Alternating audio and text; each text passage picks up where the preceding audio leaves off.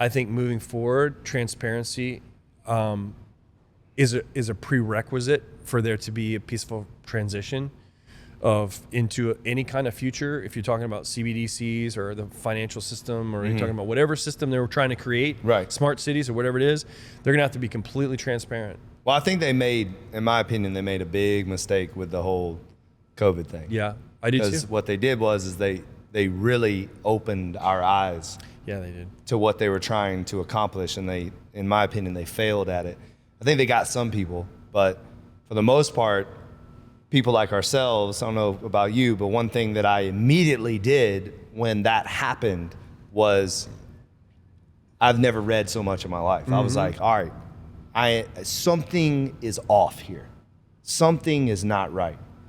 You know, shutting down our businesses, telling us not to go in the sun, locking us up, and don't do this, don't do that. Something's weird. You know, wear a mask, all this stuff. I was like, something's up.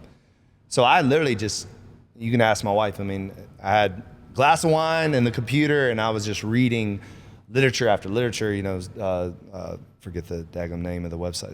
NIH, something like the that. NIH, the CDC website, and what's fascinating to me is everything they were telling us that we weren't supposed to do.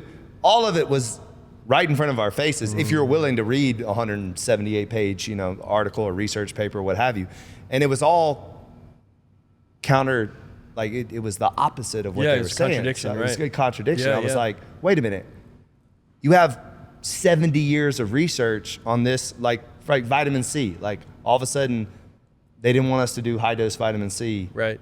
Like that's bad. Like all of a sudden, they didn't want us to take vitamin D. That was bad. But yet there's research that shows how great it is and how good it is for you.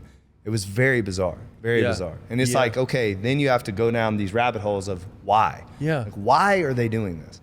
And I think 4 years, almost 5 years later, we're at a point now where if you really have your own thought, your own critical thinking, you have a family to protect, you have a business to protect, you have people that rely on you. If you're in any kind of leadership role, it is your duty to do research, because, you know, I was in a position where I had 2,000 something members looking at me like, what are we doing now? What do we, you know? Right. And I didn't want to be somebody giving out information that I didn't feel strongly about.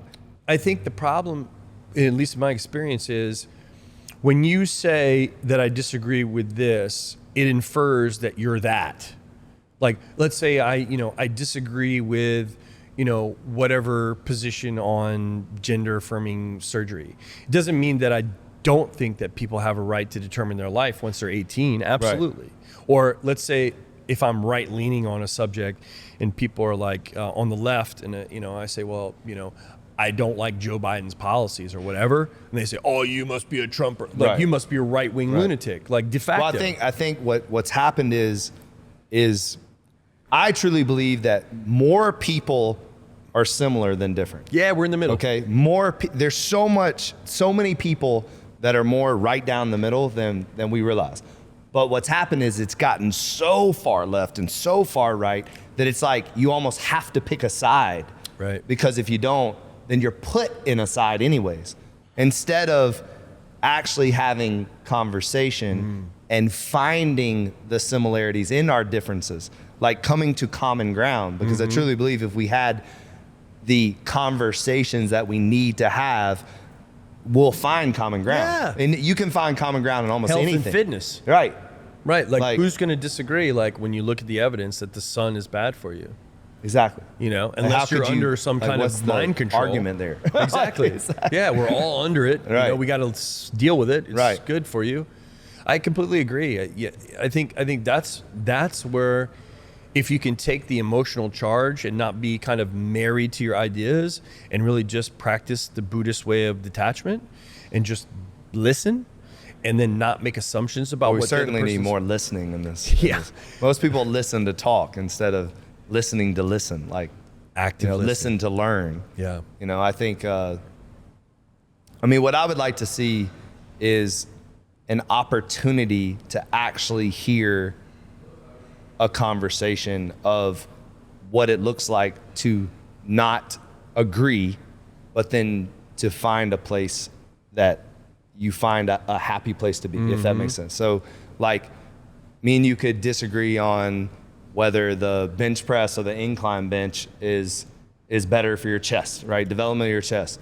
And then we give our points, and then we come to a place where like, oh, I see where you're coming from, and you say, I see where you're coming from, and then that's it. We don't even have to agree. Right. I could still say that bench press is the best thing. You could still say incline is.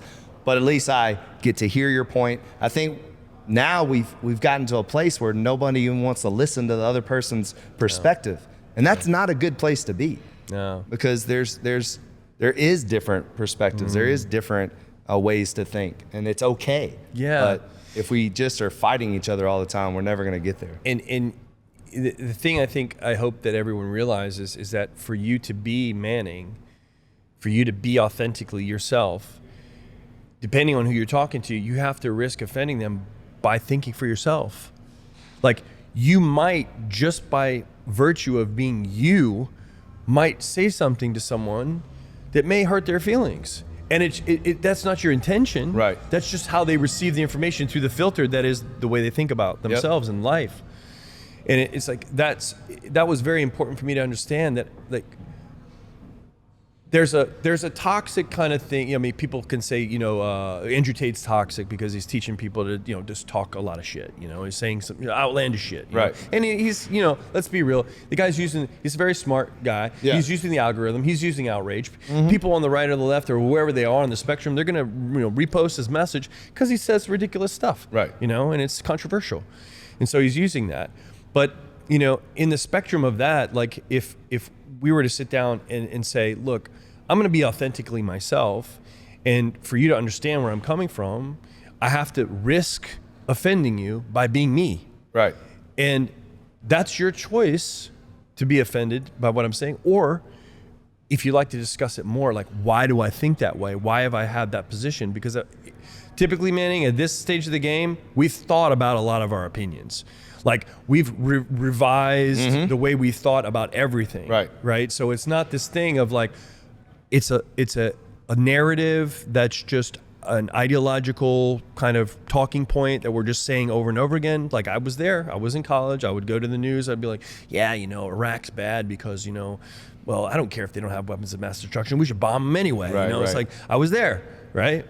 But then you learn, and you learn what drives who controls the levers of information, and you go, more than likely, this is about money and who stands the most to gain. And so as a businessman, who stands the most to gain. And then you realize, well, if we're about having a conversation, we can both gain in this conversation. But if the transparency is there, the honesty is there, and I have to risk offending you by telling you what I really think, and if you really want to understand how I think, and maybe how you can add this to the way you think, and I can add what you think, right, then we could come together. And this could be like an amazing opportunity. Yep. Like, there's so much energy to be unlocked, I think polarization's good. I mean, the Earth has a pole, North Pole, South Pole. No, exactly.